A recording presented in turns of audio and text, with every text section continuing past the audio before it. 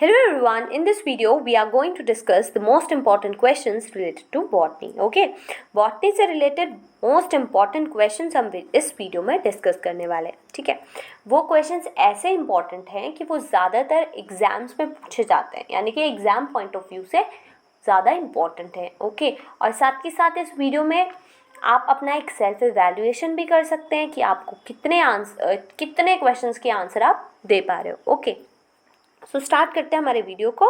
Please video के लिए एक लाइक करना और चैनल को सब्सक्राइब करना. ओके, सो स्टार्ट करते हैं with our question number 1, that is which of the following comes under the group phanerogams. आपको पता है फेनेरोगैम्स क्या होता है, पहले तो मैं ये बता देती हूँ आपको. देखो, फेनेरोगैम्स है ना, तो जो प्लांट्स होते हैं वो 2 कैटेगरीज में उनको डिवाइड किया जाता है. एक तो यहाँ पर आपका है फेनेरोगैम्स, नेक्स्ट होता है क्रिप्टोगैम्स. ठीक है, और फेनेरोगैम्स जो हैं इनको भी फर्दर 2 ग्रुप्स में डिवाइड किया जाता है, और जो क्रिप्टोगैम्स हैं वो भी फर्दर 3 ग्रुप्स में डिवाइड होते हैं. ठीक है, तो अभी हमको इस क्वेश्चन का आंसर बताना है, तो आप थोड़ी देर सोच सकते हो. आप वीडियो को पॉज करके थोड़ी देर सोच सकते हो कि इस क्वेश्चन का आंसर क्या होगा. ठीक है, उसके बाद मैं आंसर डिस्कस करती हूँ कि इस क्वेश्चन का आंसर क्या होगा. ठीक है, सो द क्वेश्चन का जो आंसर होगा वो होगा आपका, देखो जो ऑप्शंस हैं वो हैं थैलोफाइट्स, टेरिडोफाइट्स, जिम्नोस्पर्म्स या bryophytes. So out of these 4 options the correct option is option number C, जो कि है जिम्नोस्पर्म्स.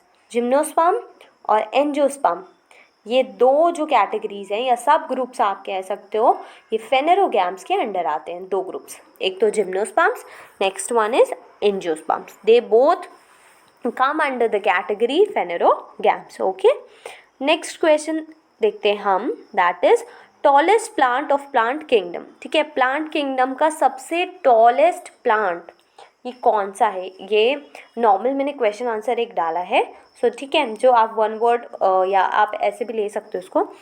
तो जो टॉलेस्ट प्लांट है प्लांट किंगडम का वो है आपका रेडवुड ऑफ कैलिफोर्निया, या इसका एक और नाम है दैट इज सिक्विया जाइंटिया. ठीक है, और इसका इमेज यहाँ पर देख सकते हो आप. देखो, इससे आपको एक आइडिया हो गया हो कितने टॉल ये प्लांट्स होते हैं. यहाँ पर आपको इमेज के थ्रू पता चल रहा होगा कितने टॉल ये ट्रीज, इसलिए मैंने यहाँ पर ये इमेज अटैच किया. ओके, ज़्यादातर पूछा जाता है exams. The question is asking that which group under the cryptogams is having no roots, leaves and stems. Cryptogams के अंदर ऐसा कौन सा ग्रुप आता है जिसमें ना ही रूट्स होती हैं, ना लीव्स, ना स्टेम. ठीक है, एक बार ढंग से ऑप्शंस देख लेते हैं. देखो, ऑप्शंस क्या क्या हैं, ब्रायोफाइट्स, टेरिडोफाइट्स, थैलोफाइट्स या नन ऑफ द अबव. तो आप थोड़ी देर सोच सकते हो कि इस क्वेश्चन का आंसर क्या होगा. वीडियो को थोड़ी देर पॉज कर सकते हो और उसके बाद आप आंसर पता कर लेना. ठीक है, इसके बाद मैं आंसर बता दूंगी आपको.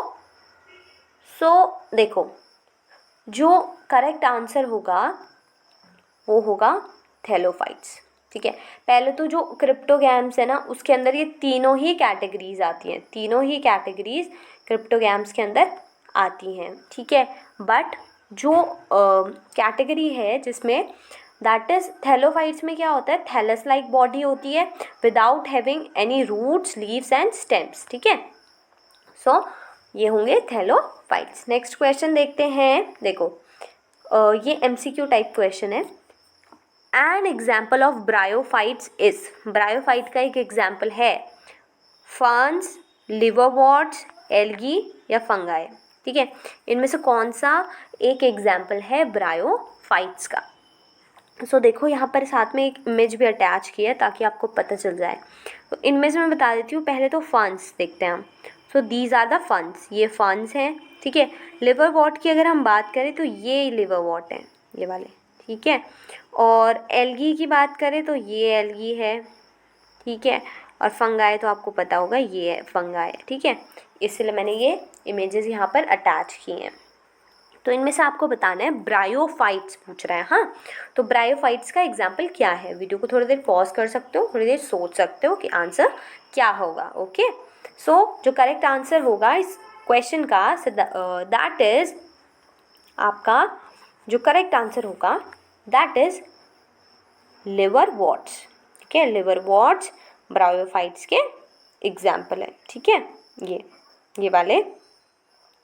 ये वाले क्या हैं, these are the example of bryophytes. Okay, next question देखते हैं। देखो, आपने मॉडिफिकेशन ऑफ रूट्स पढ़ा होगा अगर, तो उसमें क्या है, अलग अलग रूट्स का अलग अलग मॉडिफिकेशन होता है। सो ये पूछ रहा है an example of fusiform modification of root, ठीक है। फ्यूजीफॉर्म मॉडिफिकेशन ऑफ रूट का आपको एक एग्जाम्पल बताना है, ठीक है। Out of the options carrot, radish, turnip और बीट रूट। ओके, सो इनमें से बताना है आपको कि कौन सा जो फ्यूजीफॉर्म मॉडिफिकेशन ऑफ रूट का एग्जाम्पल है, ठीक है। अलग अलग टाइप की रूट्स होती हैं, अलग अलग मॉडिफिकेशन होता है रूट्स का, तो आपको बताएं इनमें से फ्यूजीफॉर्म मॉडिफिकेशन ऑफ रूट किस में प्रेजेंट होता है, ठीक है। तो कैरेट में होता है, या रेडिश में होता है, या ट्यूलिप में होता है, या बीट रूट में होता है, ठीक है। सो देखो सबसे पहले तो मैं आंसर बता देती हूँ आपको, ठीक है। थोड़ा देर अगर आपको सोचना है तो आप वीडियो को पॉज कर सकते हो, थोड़ी देर सोच सकते हो। जो करेक्ट आंसर होगा वो होगा रेडिश। क्या होगा? Radish. Radish is the plant, radish में जो रूट होती है that is having fusiform modification of root, ठीक है, उसमें फ्यूजीफॉर्म मॉडिफिकेशन ऑफ रूट होता है। जबकि जो कैरेट है ना, कैरेट में आपका कोनिकल मॉडिफिकेशन ऑफ रूट होता है। कैसा? कोनिकल, ठीक है। और जो ट्यूलिप और बीट रूट है ना, इनमें आपका होता है दैट इज नैपी फॉर्म। मैं कलर चेंज कर देती हूँ, ठीक है। एक बार इसको इरेज करके ट्यूलिप, देखो जो ट्यूलिप और बीट रूट है ना, इनमें नैपी फॉर्म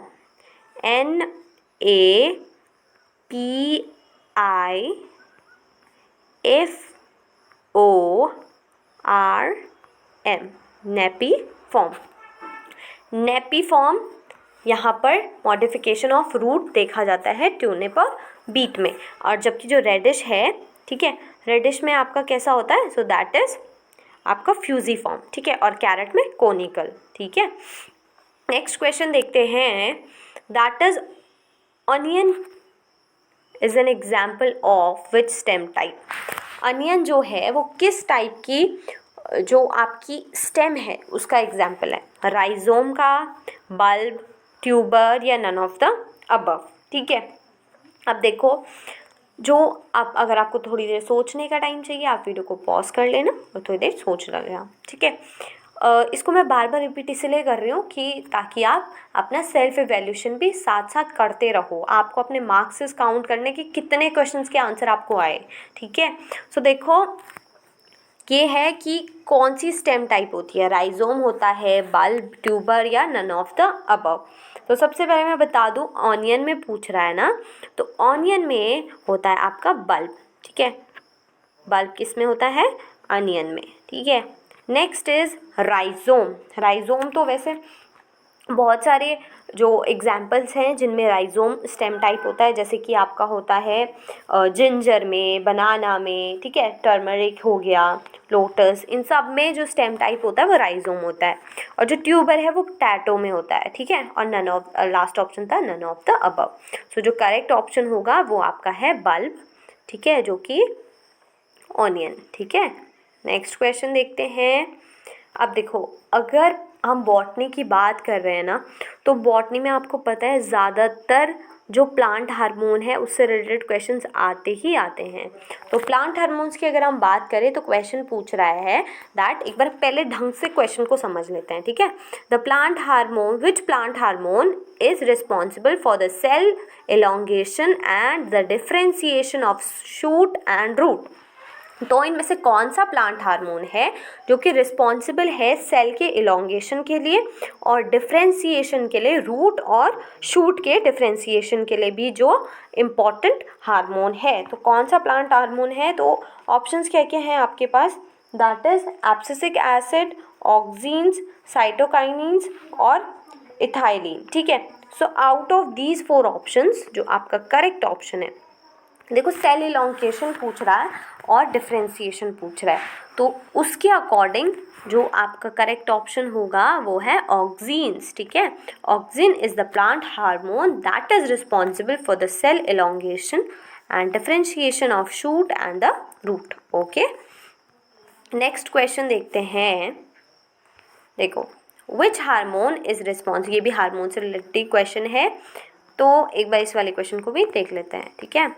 तो देखो which hormone is responsible for the germination of seeds and elongation of stem, इनमें से कौन सा हार्मोन है जो कि रिस्पॉन्सिबल होता है जर्मिनेशन ऑफ सीड्स और इलोंगेशन ऑफ स्टेम के लिए। सो दैट हार्मोन इज, वो जो आपका हार्मोन है आउट ऑफ दीज 4 ऑप्शंस, कौन कौन से ऑप्शंस हैं, देखो ऑक्सीन, जिब्रेलिन्स, इथाइलिन्स और एब्सिसिक एसिड, इसमें से कौन सा हार्मोन होता है। सो दैट इज आपका हार्मोन जो है responsible for the germination of seeds and elongation of stem, that is gibberellins, ठीक है।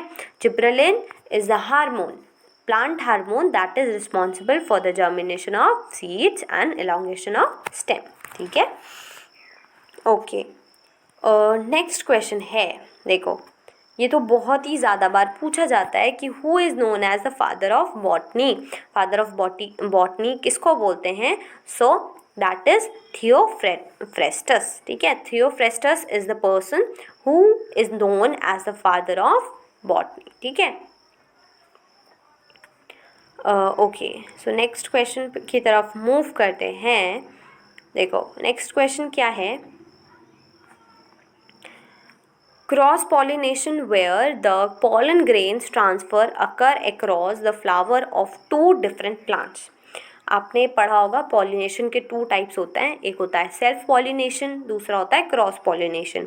उनमें से कौन सा जो मतलब ऐसा, इनमें देखो क्रॉस पॉलिनेशन में भी कुछ सब टाइप्स होते हैं ना, उसके अंदर भी कुछ सब ग्रुप्स आते हैं, तो आपको बताना है क्रॉस पॉलिनेशन में, ठीक है, इनमें से कौन सा ऐसा क्रॉस पॉलिनेशन है जिसमें कि आपके जो पॉलन ग्रेन्स है ना वो ट्रांसफ़र हो रहे हैं